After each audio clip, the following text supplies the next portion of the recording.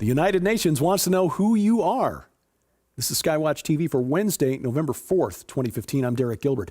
Yesterday, I mentioned the growing meme in the major media to sell us on the idea of biometric identification for banking, using our faces, voices, fingerprints, sometimes DNA, to provide easy and secure ID for transactions. The UN wants to take that concept global. They want to build a database of biometric identities in Geneva, Switzerland by 2030. This is part of the 2030 Agenda for Sustainable Development that was recently discussed in New York City. Goal 16.9 appears to be harmless enough. Back in May, bear in mind, the UN High Commissioner for Refugees launched a program to track migrants using facial, iris, and fingerprint biometric data to provide official documentation to refugees. This information will be stored at a database in Geneva. The company involved in the data collection project is Accenture, which is formerly part of Arthur Andersen Accounting, which you might remember was the company that had to surrender its license to practice as certified public accountants in the United States back in 2002. This was after it was found guilty of various malfeasance in the Enron debacle. Accenture is the world's largest consulting firm. It has contracts with 89 of the Fortune Global 100 and does about $32 billion a year in revenue. Now, why the push for this global biometric identity database? I try not to be alarmist on this program. Try to base these stories and my comments on evidence that is from reputable sources. There's plenty enough to be alarmed about out there without me making stuff up. But I think this is a trend that we should watch. This is going to be sold to us, as I said yesterday, for convenience and for security. It's much easier to carry around your fingerprints and your irises than it is to remember a PIN or carry a card with a magnetic strip or remember a password. But at some point, governments are going to quit enticing us with the security and convenience and start compelling us by making this biometric information a requirement to buy or sell. Now, bear in mind that this biometric data isn't as secure as they're telling us it is. It's been shown that fingerprints can be stolen, not just by hacking into a database, but by hacking a smartphone or by getting a picture from a smartphone. Even iris scans aren't foolproof. It's been shown that you can fool an iris scanner with a high-resolution photograph from Google Images. So there'll come a day, once we've bought into the idea of biometric identification, when we're told that in order to make it completely secure, we'll need some sort of a mark here or here. In other news, Russia says there's no link between its intervention in Syria and the tragic airliner crash Saturday that killed 224 people. The Kremlin rejects a claim by the Islamic State that it was responsible for bringing down that plane. It means Russia probably will not retaliate for that crash. Although infrared satellite imagery does show that there was a heat flash aboard the plane just prior to the crash. It indicates some type of explosion. U.S. Embassy officials in Cairo, by the way, telling employees there to stay out of the Sinai Peninsula, at least for the time being. Now, this next story is as we thought. The New York Times reporting this week that the Syrian Democratic Forces, which was a new rebel alliance announced by the Pentagon last week, exists in name only. Reporters conducted 10 days of interviews across northern Syria and found that the group that's providing most of the fighting in northern Syria are the Kurds, the YPG. As we reported earlier, Turkey, our ally in this fight, considers the YPG a terrorist organization. And while the U.S. does not, the YPG is closely linked to the Kurdistan Workers' Party, the PKK, which the State Department does consider a terrorist organization. And yet, we dropped 50 tons of ammunition by air to the YPG just a couple of weeks ago. Now, we said that ammunition was for this coalition of Arab forces, which exists in name only. But as the Times discovered, there aren't any Arab units in that area that have the equipment to physically move the pallets loaded with ammunition. So they called in the YPG, the Kurds. Now, another difficulty in this fight, assuming that what we're being told is actually our goal in Syria, is that Raqqa, the Islamic State's headquarters in northern Syria, which is fairly close to the front lines, only a dozen or so kilometers, is that the strongest fighting force in that area is, well, the Kurdish group, the YPG. They would be the logical choice to send to Raqqa to try to dislodge the Islamic State. However, Raqqa is an Arab city, and the Arab residents of Raqqa are not likely to welcome a Kurdish fighting force as invaders. As a spokesman for the YPG told a reporter for the New York Times, the likely response would be, "What are you doing there?" And frankly, that should be the question that we Americans should be asking our Congress. What are we doing there? It's clear we're not there to protect the Christian enclaves. As we've said before, since 2003 in Iraq, when we invaded, the number of Christians has dropped from about 1.5 million to about 200,000. And in Syria, while most of the displaced people are Muslims, the number of Christians in Syria has dropped from about 2 million to about 1.4 million. About a third of them have left the country. And that's just in the last 4 years. And we have to wonder what kind of people were there fighting for anyway. We told you before about the situation in Afghanistan where American soldiers are told to look the other way, while our Afghan allies are sexually abusing boys on American military bases. In Syria, a video posted to the internet shows that Syrian regime officers, soldiers, and their families being paraded around a suburb of Damascus by the Army of Islam. This is one of the so-called moderate rebel groups that we're allying ourselves with in a fight against Bashar al-Assad, one of the groups that's being bombed by the Russians, by the way. These caged prisoners are being distributed around the territory controlled by the Army of Islam as human shields to discourage the Russians from bombing. The other question we need to ask is who gave President Obama the authority to order special forces, boots on the ground, to Syria? Pat Buchanan writes in a new column that at the very least an authorization for the use of military force should be required. But there again, Republicans in Congress have abdicated their constitutional duty and are leaving it all to the president. Russia and Iran are fighting in Syria at the request of Bashar al-Assad. Now, we may not like him, but he's the closest thing that Syria has to an internationally recognized head of state. If we, the United States, deploy soldiers to fight in Syria without being asked, is that not an act of war? And as such, should Congress not issue a declaration of war according to the Constitution of the United States to make this legitimate? Now, war hawks in Washington, including Hillary Clinton and John McCain, not John McClane, as I kind of said the other day, are calling for a no-fly zone over Syria. A no-fly zone. Now, hold on just a minute here. Most of the planes flying over Syria right now, the ones that aren't Turkish or American at the moment, are Russian. Are we really willing to order our soldiers to shoot down Russian aircraft, especially when they're in Syrian airspace at the request of the Syrian government?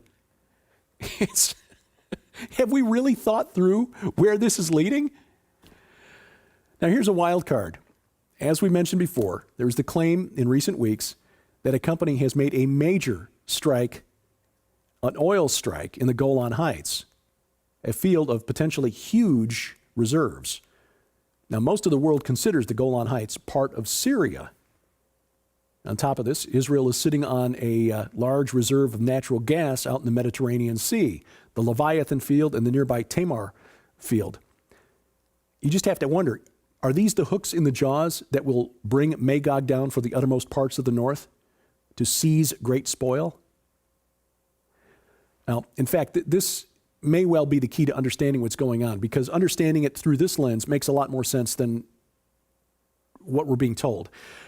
Debka-File, which is the news site based out of Tel Aviv with connections in the intelligence services in Israel, reports that Vladimir Putin and Benjamin Netanyahu discussed the involvement of Russia's state-owned energy company Gazprom in developing the Leviathan field. A newspaper out of Australia, The Australian, reported 2 weeks ago that a deal was much more likely today than it was in 2012, when Gazprom bid unsuccessfully for a stake in the Leviathan project. Now, the presence of Russia's military in Syria might be seen as a deterrent to some group trying to sabotage Israel's development of the Leviathan field. In fact, The Australian reported that Vladimir Putin told Benjamin Netanyahu, quote, "We will make sure there will be no provocation against the gas fields by Hezbollah or Hamas. Nobody messes with us."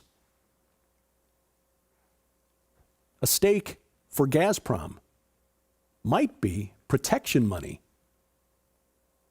Everything you need to know about global politics you can learn by watching The Godfather. But U.S.-based Noble Energy holds a 40% stake in the Leviathan project, and it's very possible that Noble would not welcome a Russian partner that it didn't ask for. And as we've mentioned previously, this whole mess in Syria may be about who gets to run its pipeline across Syria. Iran, the Shia pipeline, or Qatar and Saudi Arabia, the Sunni pipeline. Stay tuned. The love of money is the root of a whole lot of evil. Back to domestic politics, and just a little bit more on this. Where are the Republicans in all of this? They controlled both houses of Congress, and yet they gave the president fast-track authority to push through the Trans-Pacific Partnership, abdicating its constitutional duty to amend and approve any foreign trade agreements.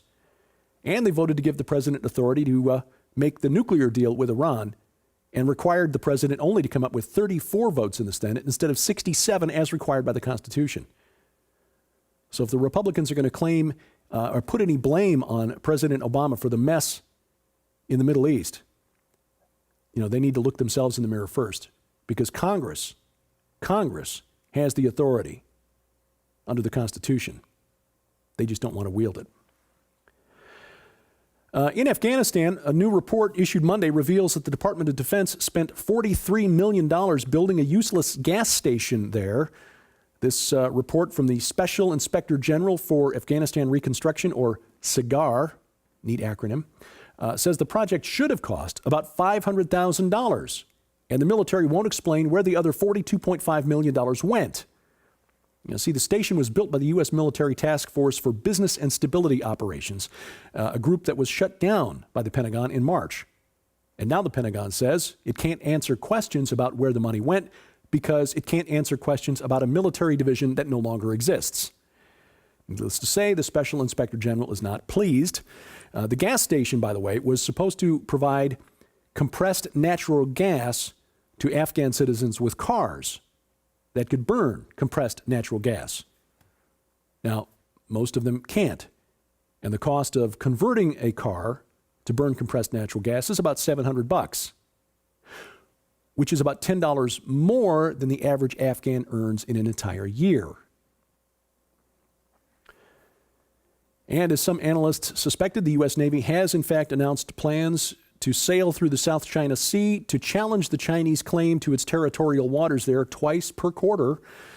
Now, to be fair, the Chinese have constructed man-made islands about 3,000 acres worth on top of coral reefs there, building runways, ports, and cement factories where once there was just water. But while China isn't likely to invade Australia anytime soon, it does appear that the United States is going to deliberately poke Beijing in the eye about every 6 weeks just to prove that we can and to keep up appearances for our regional allies, the Philippines and Taiwan. The world is standing on its head, and soon being human won't even mean what it used to mean. Last night on SkyWatchTV, the first of a two-part interview about the transhumanist movement, the idea that somehow we will achieve immortality by merging our biology with technology. It's leading up to the release of our first documentary film, Inhuman. The next and final phase of man is here, coming up November 17th. If you missed the discussion on SkyWatchTV last night on the Christian Television Network, you can see it today on the SkyWatchTV channel on Roku. If you don't have Roku, or if you don't have the channel added to your Roku account, log on to Roku and search the channel store there for SkyWatch TV, or log on to skywatchtv.com/ Roku for complete instructions on how to do that. The registration for the 2016 Rocky Mountain International Prophecy Conference still open at our friends at prophecywatchers.com. 24 prophecy speakers, speakers on global geopolitics, Bible scholars, trying to make sense of an insane world. 3 days in Colorado Springs, July 14th through the 17th of 2016. If you need information or to register, and again, registration will be limited to the first 1,000 who sign up, log on to prophecywatchers.com. We thank you for your comments, questions, and suggestions. It helps us keep the topics and hopefully the presentation interesting and informative here at SkyWatch TV. Send those to me at dgilbert@skywatchtv.com. And thank you for watching. As we keep watch, I'm Derek Gilbert, and this is SkyWatch TV. Coming exclusively from SkyWatch TV for a very limited time starting November 17th, 2015. When you purchase the new documentary film Inhuman and the companion book Dead Pets Don't Lie from SkyWatch TV, you'll receive the largest giveaway in SkyWatch TV history. An unprecedented $300 in free books, audio sets, and DVDs to add to your library or to give away as gifts during this holiday season. Included in this limited time giveaway are never before offered free audio sets. Over 30 hours of the most sought after interviews in history with global experts combined on a special 2-disc volume set discussing the unfolding genetic Armageddon now underway and what you need to know to survive the future. Featuring Something Transhumanism This Way Comes, The Coming Replacement Humans, The Days of Noah, The Coming Zombie Apocalypse, Conspiracy Theory, Psychotronic Warfare. Also, for a very limited time, in addition to the never-before-offered free best-selling audio sets, if you order before this special offer expires, you'll also receive the multi-part SkyWatch TV special investigative report on Inhuman the documentary and Dead Pets Don't Lie, the award-winning book Forbidden Gates, Pandemonium's Engine, the best-selling DVD by dog behavior expert Joe Artis, The Natural Dog Training Method. The breakthrough book for pet enthusiasts everywhere, Do Our Pets Go to Heaven? 2 additional mystery books with a $40 value. And if you're one of the first 3,000 customers to place your order during this limited time offer, you will also receive, absolutely free, the groundbreaking WorldNet daily film The Last Pope featuring Tom Horn.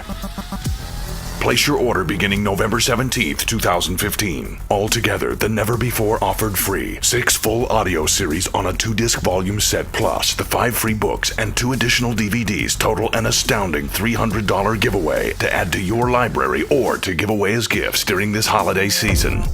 So it's urgent that beginning November 17th, 2015, you order the new documentary film Inhuman and the companion book Dead Pets Don't Lie for only $39.95 to also receive the largest giveaway in SkyWatch TV history. But please understand this offer will end without notification and is on a first-come, first-served basis starting November 17th. So be sure to visit SkyWatchTV.com to follow the countdown to the greatest giveaway in SkyWatch TV history. Order the new documentary film Inhuman and the companion book Dead Pets Don't Lie for only $39.95 to also receive the largest giveaway in SkyWatch TV history.